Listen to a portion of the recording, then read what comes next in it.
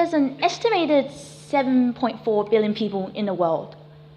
Or more accurately, there's an estimated 7.4 billion humans in the world.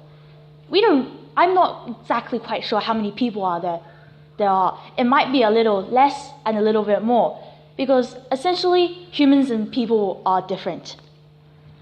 Human is a biological label. Any member of genus Homo is considered human, and it just so happens that we're the only ones left right now, Homo sapiens. But what exactly makes a person a person? Now, first off, I want to draw the line at humans. A person has to be human.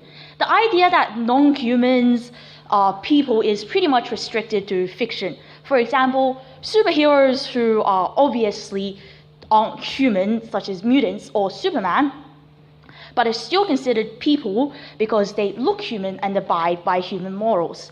Today I'll rule this out and stick to the real world, because bringing in aliens, mutants, and animals to the table is a whole other conversation. But basically, philosophy defines a person as anyone who is a part of our moral community and deserves moral consideration. Which raises a question: what must one possess to be a part of this moral community? Well, first of all, there's the genetic criteria, which states that any organism possessing human DNA is a person. Even though I did state that all people have to be human, I don't believe that all human DNA possessing organisms are people. As far as I'm concerned, my hair cells aren't human, my skin cells aren't human, and dead corpses certainly aren't human.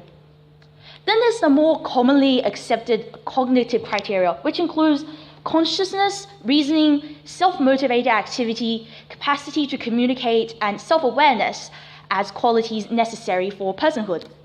Now, based on this criteria, fetuses and young children under the age of 18, or dumb young children, are ruled out, as well as those in a vegetative state. But the problem with this cognitive criteria is with those with cognitive disabilities. For example, with those with language disorders, auditory verbal agnosia, otherwise known as pure word deafness, is the inability to comprehend any heard speech regardless of language. Sounds are auditable to sufferers of the disorder, but words aren't recognized as sounds that have meaning to them. They can identify emotion in sound, gender in sound, but no meaning in sound. So if they don't have this capability to communicate like the rest of us do, does that make them no longer human? And thirdly, there's this social criteria that's less well known and honestly kind of dodgy, which states that if society or someone who is a part of society cares about you, then you are a person. Now, I'm going to use a very unlikely example here, but if you get stranded on a deserted island, your family passes away, and everyone who has ever known you forgets about your existence, does that make you no longer a person just because you're lost and forgotten, stranded on a deserted island? And finally, the fourth definition of personhood is essentially the right to moral, is basically that personhood is a right that we all have that is forfeited when you violate fundamental laws of society.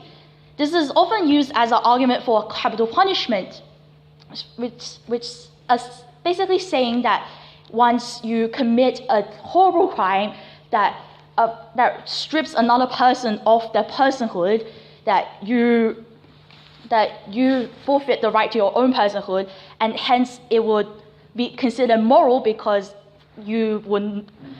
the state will no longer be killing a person.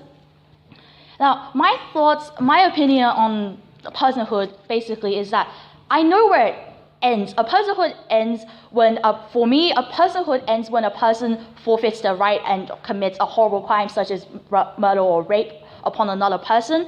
But I have issues as to where personhood starts. Is it when a baby is conceived, a baby is born, or when a toddler starts to recognize the world? But I'm still not quite clear on this, but I hope that today maybe I've shed some light onto all of you as to what you consider a person to be. Thank you.